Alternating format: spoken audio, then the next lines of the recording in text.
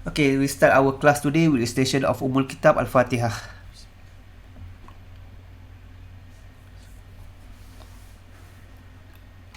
Okay, so we continue on polymers.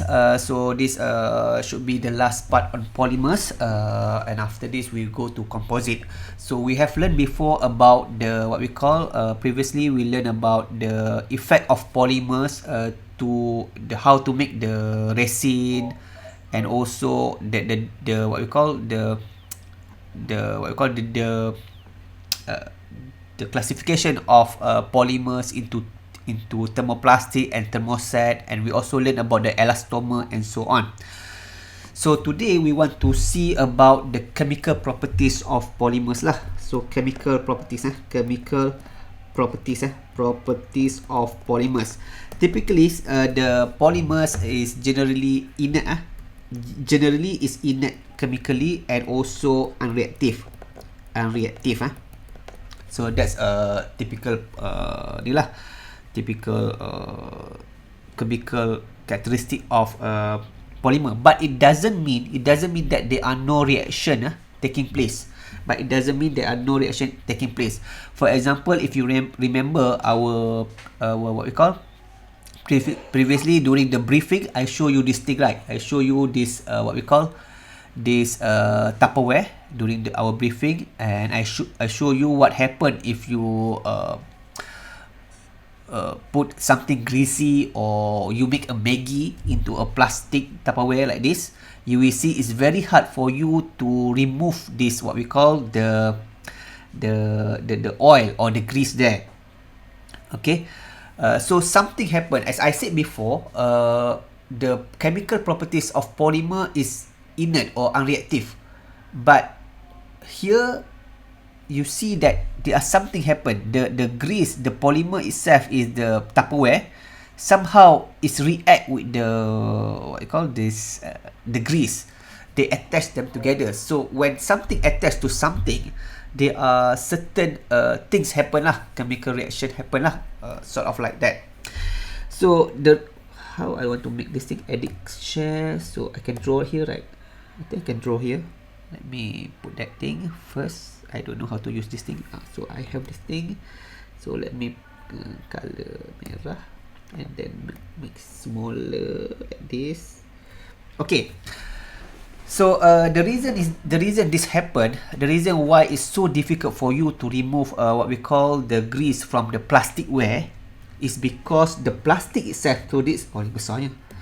Sikit. Okay. So because this mana? Tak ada dah. Because this plastic is made from the oil. You know the plastic come from the hydrocarbon. You make a plastic plus the polymers mostly is derived from this chemical feedstock, right? So it's made from the oil basically. And also this is also made from the oil. Oil this I think the color is not ni lah. Oil from a hydrocarbon lah. Hydrocarbon. So let me put this oil from hydrocarbon. So the plastic itself is made from the oil, whereas the oil, the grease is basically grease lah. Grease is basically, so this grease. Let me put like this. Let me grease. So grease is, you know lah, grease is made from the oil lah, from the oil itself. So you know these two things is similar. Okay, the difference between this is that the plastic here is long chain of the hydrocarbon. So you know the hydrocarbon is basically like this. You learn in the organic chemistry. So you have something like this, and then you have CH2, CH2, CH2. So basically the polymer, depending on what your what you call depending on what is this, is it propylene, is it what we call polyethylene and so on. You have this long chain of the carbon and then you have this hydrogen or whatever lah, depending whether it's propylene or polystyrene or whatsoever. So you have this long chain of something lah, of this hydrocarbon. The grease and oil also share the similar characteristic. It also have this what we call like a chain of something like CH2, CH2, CH2, CH2 tak besar macam nanti lah. So you have something like that lah, similar lah, but it's less, is sort of like shorter lah compared to this. This goes long, the one that here goes very long, very long. So the difference between your plasticware and the grease that attached to it is just more or less the length of the polymer itself. So for this is a little bit short lah. CH2, CH2, CH2, CH2, CH2, CH2, CH2. I mean, it will have this their own specific ni lah. Because you have triglyceride, is more, you learn this in your organic chemistry lah. Triglyceride is basically the unit for oil or grease lah. You have three sort of like, normally they draw like this. You have three hydrocarbons. You have this 1, 2, 3, and then attached together something like this, triglyceride. So normally when we talk about oil or grease, it's basically that thing lah. So it's more or less like this. So now you have two things that is same. So we can say that the plastic here and the oil is chemically similar. Okay. And normally in terms of this polarity, we can say that similar thing, they tend to attract the similar thing. Okay. Like they attract like, love like, more or less like that lah. Mean that when you have polar, they tend to love polar lah. Mean that the love here meaning that they sort of like attract to the polar molecule readily.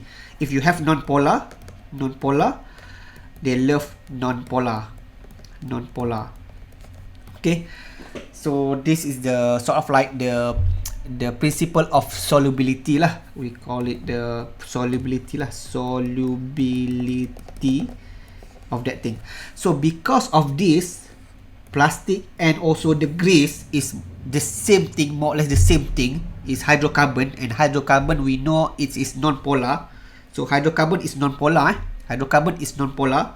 So hydrocarbon is non-polar, and also the oil also is non-polar. So they have tendency to attach with each other.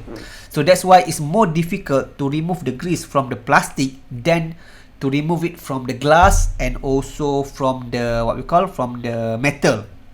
Because in glass, because what we call the glass, if you see the glass, one mana tulis ni, tulis ni. So for example, in glass, if you see the glass, you have glass like this. So normally the surface is made from the silicon oxide, right? Silicon oxide. So silicon oxide is more polar in nature lah, more polar in nature. So you have something, glass is more polar, and then you have grease which is non-polar. So you have two different things, and it much easier for you to remove grease from the glass. Similar to metal, but metal they have this metallic what we call this they are, it's not about silicon oxide polar or non, but they have this what we call, they have this they have weaker attractive force to the fact lah for metal. Let's say you have metal here. So if you have, for example, the grease here, you have the grease here, they have this weaker sort of like weaker attraction lah, because the metallic bond in the metal itself, they create a weaker attraction to the grease, to the non-polar grease characteristic. So that's why for the glass is polar, so that's why it's easy to remove, and metal is have this metallic bond which is tend to have less tendency to attract the grease and so on. That's the reason why you have, it's very difficult to remove the what we call this the grease from the plastic container. But it doesn't mean that this is permanent. Over time you can get this this thing. This is the same thing. So after many time using the soap and so on, you get clean like this. Nampak kan? Nampak. Okay. So the reason why this happen, and the reason why you use soap to remove the oil, is because the soap have both polar and non-polar. Okay. When you see soap, let's go here lah. Dah mengarut sini dah. penuh sini.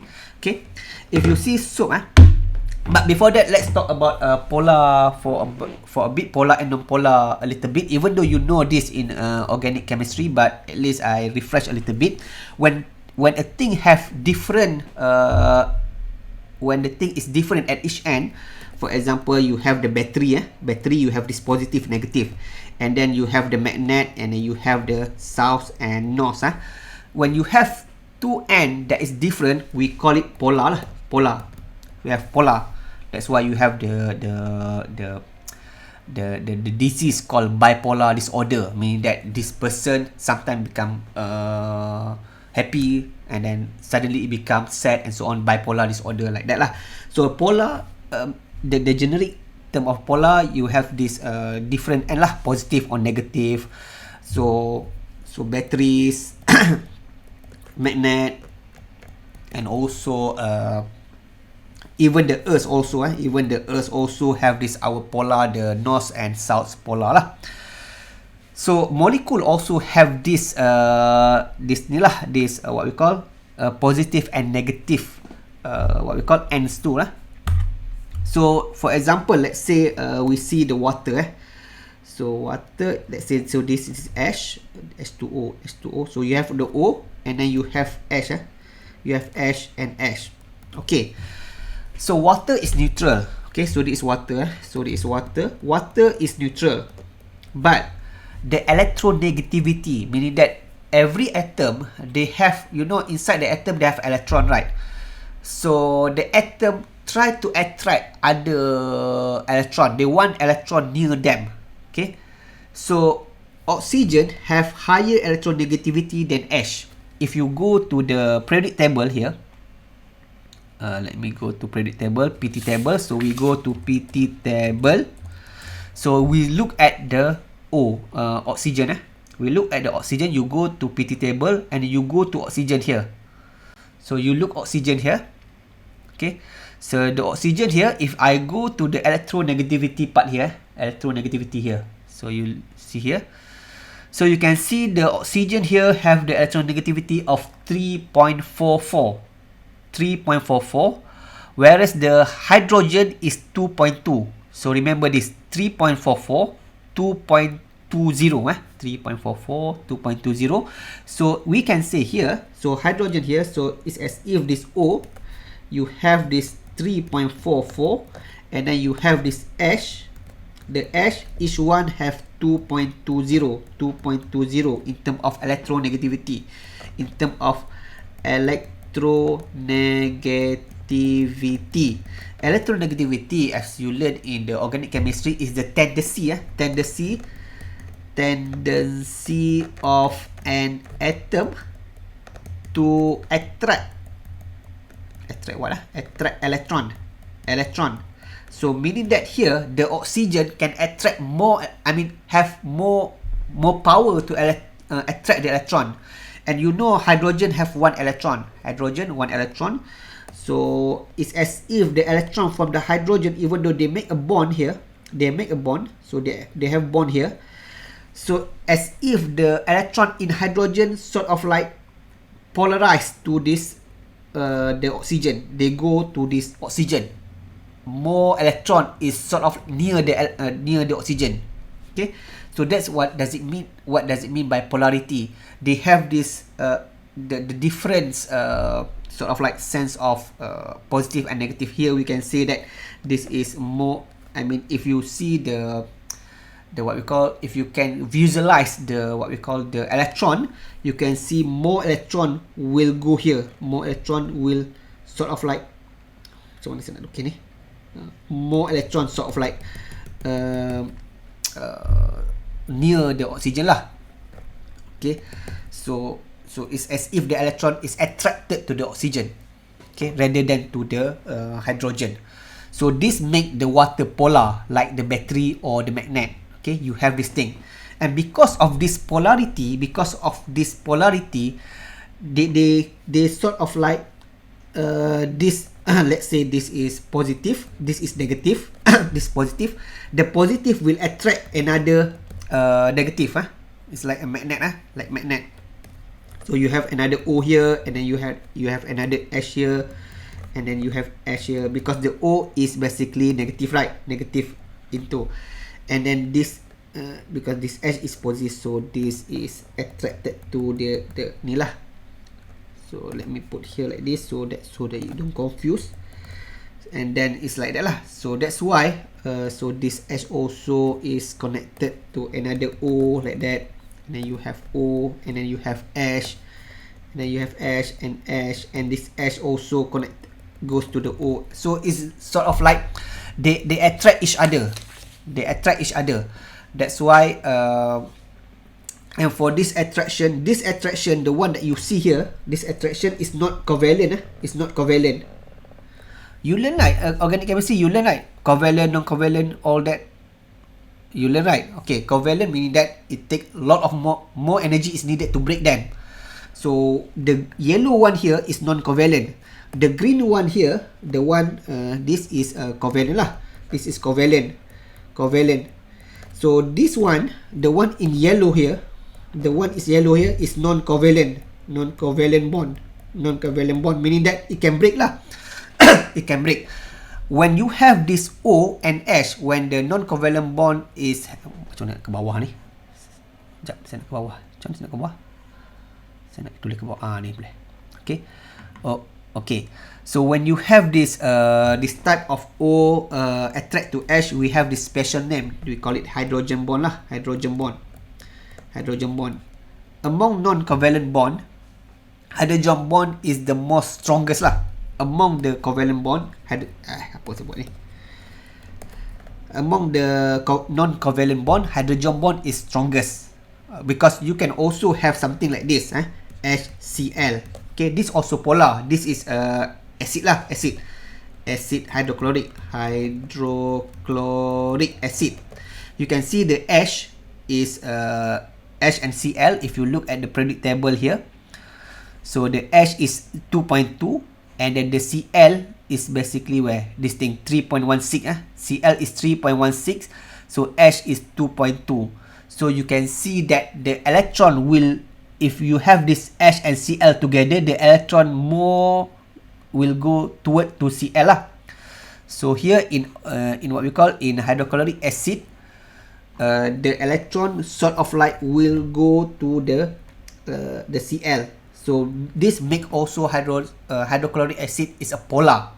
Okay, polar means that you have this asymmetric distribution. We call it asymmetric distribution of electron. So more electron go at one place.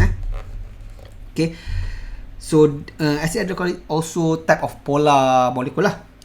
So let's talk here. So if you look here, this HCl also will make sort of like S will also make the what we call the non-covalent bond with another Cl here. Let's say you have the Cl. Let's say you have the Cl here, and then you have another H here. So this one, the one that I put here, no, let me put like this so that you're not confused. So this one is also non-covalent bond. Non-covalent bond,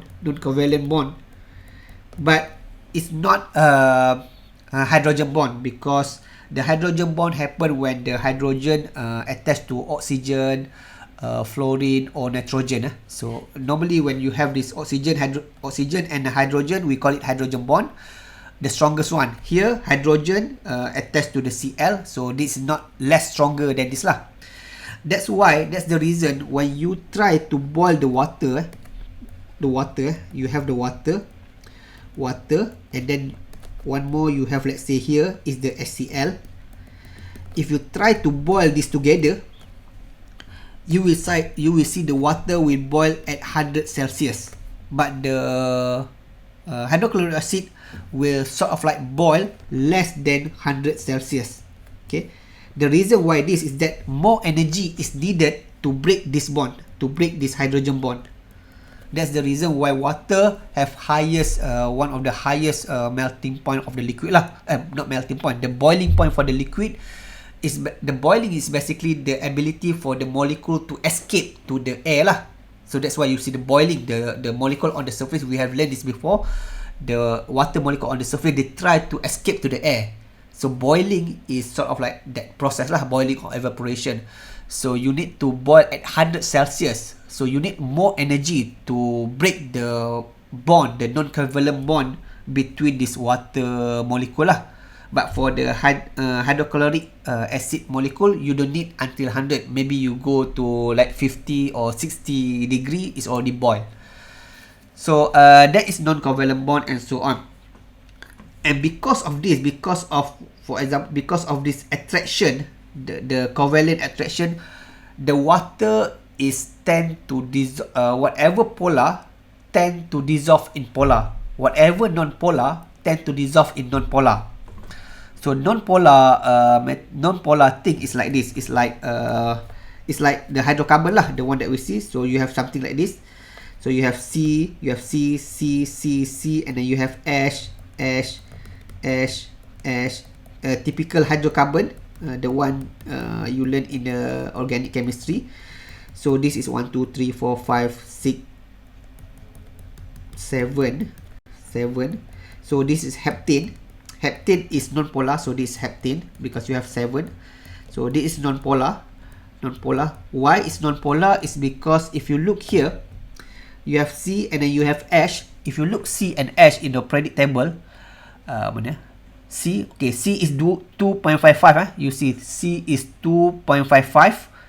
Hydrogen is 2.2. So they are more or less the same. So the ability for the carbon attract electron from the hydrogen atom is more or less the equal lah. So 2.55, 2.2. So this is, for example, this is 2.55, 2.20 in terms of electronegativity. So more or less this 2.55 and 2.20 is more or less the same. So there are not much attraction happen either way. So we call it symmetric. This make the what we call distribution of electron become symmetrical lah. So they are, when the thing symmetrical, there are no polarization happen lah. So that's why we call it non-polar lah, because they are symmetrical distribution of the electron. Okay. So that's about polar and that's the reason why polar, they dissolve in polar. You see, you create this thing. You have this positive, partially negative. Partially negative will attract to partially positive and so on. You might ask, how then the non-polar attract non-polar? We understand now the polar like polar. Polar dissolve in polar. So that's understandable because of this thing, because of this non-covalent bond that happen, either hydrogen bond or whatever other bond lah. So this we call it dipolar. If you learn in organic chemistry, this name is basically they call it dipole interaction. Is basically the idea. Dipole is like polar, pole and pole lah. Positive pole will attract to the negative pole. That's why they call it dipole interaction. Under this also dipole interaction, the positive attracted to what we call the negative of the oxygen. The positive of the hydrogen will attracted to the negative of the oxygen. So this also kind of dipole attraction, this one. But they have a special name. When they are hydrogen and oxygen attract each other, they have this special name called hydrogen bond. We can say that dipole attraction, and then under the subset you have hydrogen bond. So meaning that dipole is any attraction that happen because of different polarity. So inside that, the subset, they are hydrogen bond. So that's the kind of the idea lah. Okay, so we understand how polar dissolve polar, but now how non-polar dissolve non-polar, because there are no attraction now. There are no attraction. How heptane will dissolve heptane? I mean, how this thing how this molecule looks in the mixture. if you have another heptane, if you have another second heptane, how this thing sort of like interact with each other. Even though this is non-polar, okay, even though this is non-polar, C and H, okay, let's say you have this carbon atom, so this carbon, and then you have this hydrogen atom, hydrogen atom, let me put color lain. We go a little bit detail on the chemistry, because this is material science for chemical engineer, so that's why I make it a little bit, not detailed, but go a little bit deep lah. So even though this C have this what we call 2.55 in terms of what we call electronegativity, and H is 2.20 in terms of electronegativity. So, but remember, inside an atom there are electron. Okay, inside an atom there are electron. Okay, let's say you have the electron here, buzzing here, whatever. Inside there, they have electron lah, electron. Inside the hydrogen also there are electron. So let's say I draw this electron like this. Okay, and this electron moving, this electron is moving. So there are certain time, the electron keep moving surrounding the nucleus. There are time that they are sort of like an instant that color lain pula. There are instant that some electron they do like this. I mean, suddenly the electron goes here. Okay, suddenly electron goes here, and then for the carbon, apa color macam ni? Nanti confuse nanti. Hitam. Okay. And then this for the carbon. So let's say, and suddenly, because the what we call the electron keep moving inside the atom, so there are certain instantaneous time that the electron they sort of like move in sort of like the right and to the left and so on. There are certain time when this happen. For example, the electron here goes here, and then you see there are electron here, but there are less electron here. So somehow they create this polarity happening. The polarity. They create what we call the fake polarity. Not fake. They sort of like create the polarity there lah. I mean, this thing lah. Because the electron is not sort of like stay here. Over time, I mean, a second later, this electron will move somewhere here. For example, let me remove there. Alamak. So for like this, okay, for example, the electron, and then suddenly it move here, and then you have something here, because electron keep moving. So let's say the electron here keep here. Okay, so at certain time it become like A. At certain time it become like B. When it become like A, you see there are like this is more electron here, so we can say this is partial positive, partial negative, and this is partial positive, because what we call, they have lack of electron, meaning that you have positive lah. So this creates some polarity, some attraction there. Okay, this is how non-polar molecule attract with each other. But that's occur only instantaneous. And then if the electron now goes to here, suddenly this become partial positive again. Okay, this, let's say the electron still there, partial positive. So there are no attraction. So for the non-polar molecule, this is what happening. So this is called what we call, this attraction is called London dispersion lah. London dispersion attraction. It's happen instantaneously only. Okay, so this why the non-polar will dissolve non-polar, because this the same idea with the how polar dissolve the polar.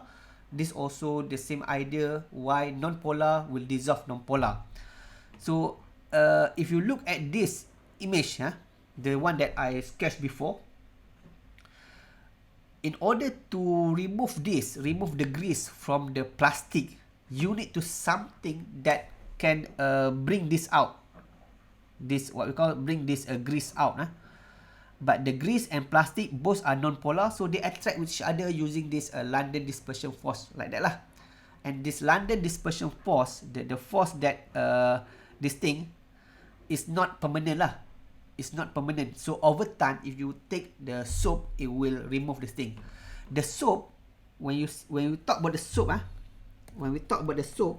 the soap have the soap molecule have both polar and non-polar. You have this, and then you have this thing. You have this polar and non-polar tail, and then you have this polar head, polar head. Okay, normally the polar head is because you have something like O like this lah, O like this. And the reason why tail is non-polar because here you have this CH2, CH2, CH2, and we know this hydrocarbon is non-polar lah. So that is the reason, that thing. So this is basically the molecule of the soap. Okay, so this we call amphiphilic molecule, because they have, like amphibia, they have both polar and both non-polar. And when you have these two things, what happened is that the polar head is like this. If you have grease, if let's say you have this grease, let's say this is grease, this is grease, this is grease. What happened is that this thing, they do like this. Okay, the soap molecule will sort of like surround the grease or oil like this. So you see this is the water. So this is water, and then this is the grease here. This is grease. So you can see the non-polar tail here, this one. I put in yellow. The non-polar tail will sort of like attracted to the non-polar grease, because grease is non-polar, right? Grease, as I said before, is a triglyceride. It's made from the hydrocarbon. So non-polar like non-polar, so they will attract. So somehow they rearrange themselves in this formation. Okay, this formation is called micelle, meaning that they reorganize in such a way that the polar part will sort of like facing the water, because the outside is water, right? And this polar, this head here, they like polar lah, water. So that's why it goes outside. And this is what make, when you use soap to wash your hand, whatever, the grease on your this soap will sort of like create a micelle and trap the grease inside. And then when you flow the water, you see the water here. So this bring the everything goes out lah. So that's why when you have this thing, the one that I show you just now, this image here, is as if you have this, let's say this is a Tupperware, the plastic Tupperware. Inside the plastic Tupperware, they have sort of like a long chain of hydrocarbon like this, the hydrocarbon. And then you have grease, and then you know grease also like this, grease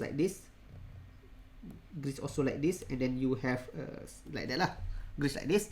And then you have a soap, you have something like this also. You have this non-polar tail, and then you have this the head is polar, and then the tail is non-polar,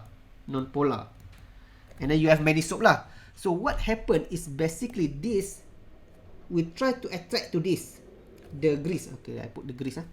The grease will try to attract to they try to hold, the plastic Tupperware will try to hold the grease, but then the soap will try to also attract to it's like a tug of war lah. It's like macam tarik tali, tug of war.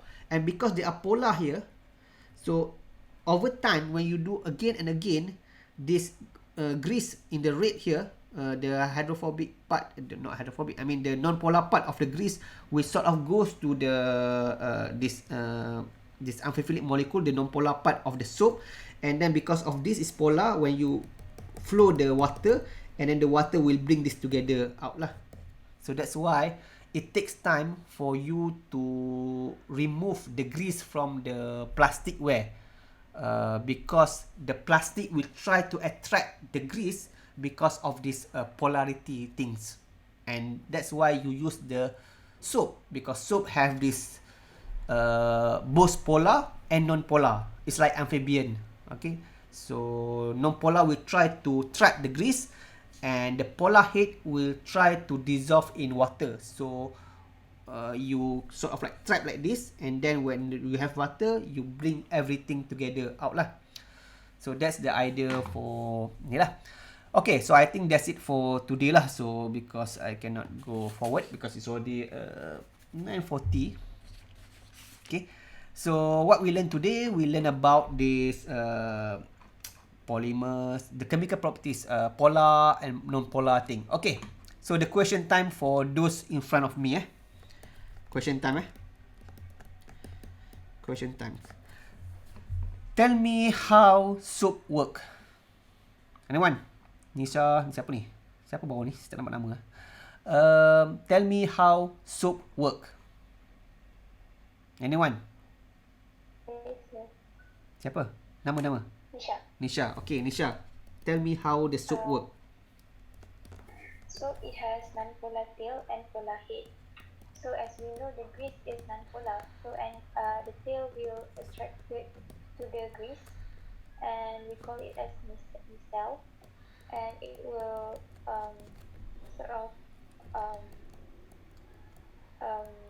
pull the grease away from the plastic container. Anything else? That's all. Okay, thank you, Nisha. So I think that's it for today. So today is quite hectic a little bit because we have a quiz. So we end our class today with recitation of Tasbih Kafarah and Suratul As.